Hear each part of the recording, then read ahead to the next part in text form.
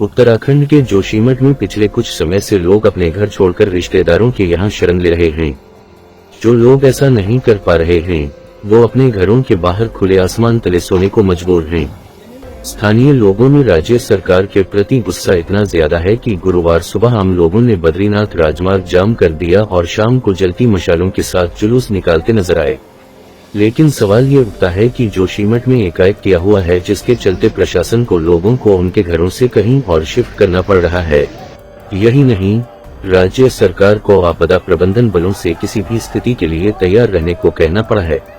अंग्रेजी अखबार द हिंदू ने इस मुद्दे पर प्रकाशित खबर में बताया है कि अब तक कुल 29 परिवारों को उनके घरों से रिहाइश सेंटर भेज दिया गया है। जोशीमठ के अतिरिक्त जिलाधिकारी अभिषेक त्रिपाठी ने द हिंदू को बताया है कि गुरुवार को 4 परिवारों को सुरक्षित जगहों पर पहुंचाया गया है। इसके साथ ही सभी तरह की कंस्ट्रक्शन गतिविधियों को भी बंद कर दिया गया है।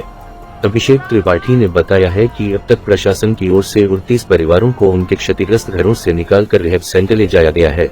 जिला प्रशासन ने एनटीपीसी और हिंदुस्तान कंस्ट्रक्शन कंपनी से कहा है कि वह 2000 प्री फैब्रिकेटेड इमारतें बनाए जहां जोशीमठ के परिवारों को रखा जा सके। प्रशासन से लेकर सरकार की ओर से ये कदम इसलिए उठाए जा रहे हैं क्योंकि जोशीमठ शहर के जमीन में समाने का खतरा बढ़ता जा रहा है। जोशीमठ शहर के कई घरों की दीवारों और इमारतों में दरारें लगातार मोटी होती जा रही हैं और ऐसा पिछले कुछ दिनों से लगातार हो रहा है। लेकिन अब जो कुछ हुआ है उसके बाद यहाँ रहने वालों की चिंताएं बढ़ गई हैं क्योंकि पिछले कुछ समय में यहाँ की सड़कों में भी दरारें दिखने लगी हैं। जोशीमठ नगर निगम के अध्यक्ष शैलेंद्र पनवार ने गुरुवार को बताया कि स्थिति अब चिंताजनक हो गई है क्योंकि ये दरारें हर घंटे बड़ी होती जा रही हैं। बिगड़ते हालात को ध्यान में रखते हुए जोशीमठ शहर में Tapovan Vishnugarh hydro power plant पर काम रोक दिया गया है। इसके साथ ही हेलांग बाईपास रोड के काम को भी रोक दिया गया है। साथ ही एशिया के सबसे लंबे रोपवे शौली रोपवेज के परिचालन को भी रोक दिया गया है। जोशीमठ में सरकार के खिलाफ विरोध प्रदर्शन कर रहे लोगों का आरोप है कि सरकार ने ताबड़तोड़ कंस्ट्रक्शन को लेकर उनकी चेतावनी पर ध्यान नहीं दिया। जोशीमठ बचाओ संघर्ष समिति के संयोजक अतुल सती ने सवाल किया है, सरकार ने कंस्ट्रक्शन का काम क्यों बंद कर दिया है जब हम जमीन में समाने की कगार पर हैं? लेकिन उन्होंने हम पर पहले ध्यान क्यों नहीं दिया? अतुल सती ने डाउन टू अर्थ के साथ बात करते हुए दावा किया है कि तपोवन विष्णुगढ़ परियोजना के तहत बनाई गई सुरंग ने जमीन को खोखला कर दिया है। स्थानीय लोगों की चिंताएं तब और बढ़ गईं जब उन्होंने जोशीमठ के मारवाड़ी वार्ड और वार्ड 2 की जमीन से कीचड़ बाहर आते देखा गया। लोगों को शक है कि ये कीचड़ पहाड़ पर बनाई जा रही सुरंग से रिश्ता हुआ आ रहा है। इस क्षेत्र का अध्ययन करने वाले भूगर्भ शास्त्री एसपी सती बताते हैं कि मारवाड़ी में जो पानी बाहर निकल रहा है उसका मिलान तपोवन में धौलागंगा के पानी से होना चाहिए। ये वो जगह है जहां तपोवन विष्णुगढ़ की सुरंग परियोजना शुरू होती है। तपोवन जोशीमठ से 15 किलोमीटर दूर है और सुरंग जोशीमठ से 5 किलोमीटर दूर सेलन में शुरू होती है। स्थानीय लोगों के अनुरोध पर एसपी सती ने अहमदाबाद स्थित फिजिकल रिसर्च लेबोरेटरी से जुड़े नवीन जुयाल और शुभरा शर्मा के साथ मिलकर इस क्षेत्र में दरकती जमीन का अध्ययन किया है।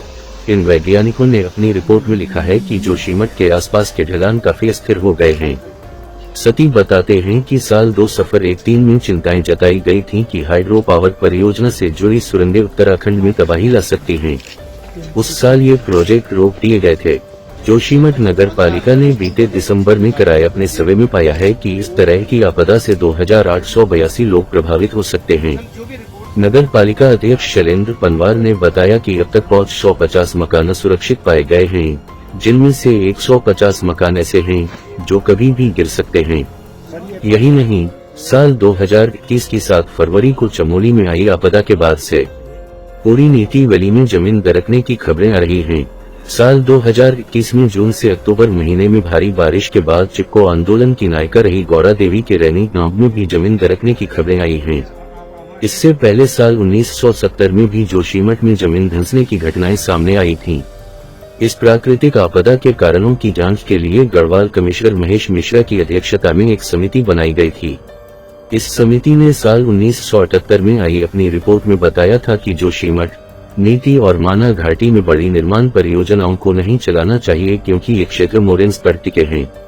मोरेंस से आशय उन क्षेत्रों से है जो ग्लेशियर पिघल जाने के बाद पीछे छूट जाते हैं।